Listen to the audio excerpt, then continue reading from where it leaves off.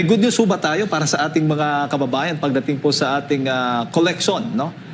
This year o sa mga nakalipas pong mga taon?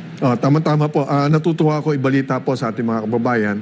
Ganito po, naipakita natin na pwede naman po talagang ipagsabay na habang inaayos mo, nire-reforma mo ang ating Bureau of Customs, pwede naman kasabay yung tamang koleksyon. In fact, for the last 3 months, meaning January, February, March ng 2026, ngayong taon ano po, no? Ito po ay nakapagtala po tayo ng record-breaking performance. Wow. Ibig sabihin, buwan-buwan talagang napakataas nating naging koleksyon at lampas pa. Nung Enero, lampas tayo ng 1.1 billion. Nung February naman, 700 million plus. Kahit na Chinese New Year nung February, inaasahan na lahat, babagsak ang koleksyon. Subalit napakita natin, nag-surplus pa tayo ng 700 million plus. Ngayong Marso, nakapagtala pa tayo ng lampas ulit na surplus, ng 1.2 billion. So, halos 3 billion yung sobra nating koleksyon ngayong unang 3 buwan ng ating taon. Yan po ay record-setting. Pinakamataas po yan na koleksyon ng BOC ng first quarter ng taon kumpara sa kahit anong taon po nitong mga nakaraan taon po. Wow, congratulations po sa Bureau of Customs, Sir Ariel. Ano ho ba yung mga dahilan naman? Yung mga pangunahing factor kung bakit po ganito po naging record-breaking po ang naging collection po ninyo? Dalawang bagay po talaga. Unang-una, basic mathematics. Pag tama ang iyong computation, tama ang iyong magiging collection. Ibig sabihin, hinigpitan po natin yung sinigurado natin na mahigpit yung gagawin natin pagbabantay sa ating mga taga-kolekta. Tumulong naman ang mga port collectors. Natutuwa ako sa kanila. Siyempre, noong unang mga buwan ko dyan, nagtatansyahan, seryoso ba ang bagong commissioner sa reforma?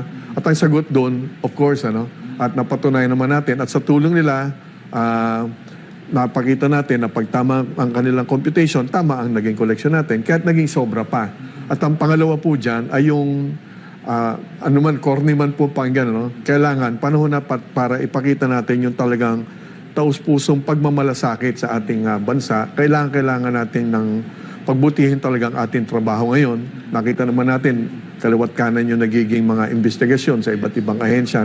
Ang sabi ko nga sa aking mga kasamahan, yung BOC, pilitin natin na kahit papano magbigay tayo ng inspirasyon sa ating mga kasamahan sa trabaho sa ibang ahensya ng pamahalaan sa pamamagitan ng tamang pagkolekta ng ating buwis. At pangalawa, ulitin ko, marami tayong mga nahuhuling illegal drugs, pati yung sigarilyo. Halimbawa, ang sigarilyo pinapasok yan sa international ports, maigpit tayo dyan, kaya yung mga nasa illegal trade of cigarettes ay nagmamanufacture na. Kasama namin ang PNP, ang NBI, hinuli na rin natin ang illegal local manufacturers ng sigarilyo. At yung mga dumadaong sa mga pampang na hindi naman international ports, tinulungan naman kami ng Philippine Coast Guard at ng Philippine Navy. So tulong-tulong yung iba't ibang ahensya ng pamahalaan. So tama yung koleksyon natin dahil ang paniniwala ko, sumasabay na ang karamihan sa aking mga kasamahan sa BOC, sumasabay na sa pagpapatunay na pwede tayong magmalasakit ng tama talaga sa bansa sa pamamagitan ng tamang koleksyon po natin. Opo. Meron na bang dumating since na-declare itong pagsuspending ng excise tax ng mga imported na langis? Tuloy-tuloy naman po. Actually, ang problema naman po, wala naman po sa volume ng pumapasok na petroleum products.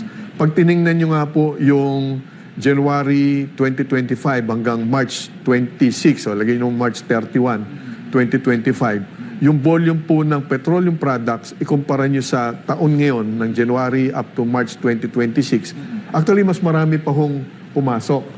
Last year po, 3.9 million metric tons po yung kabuuan.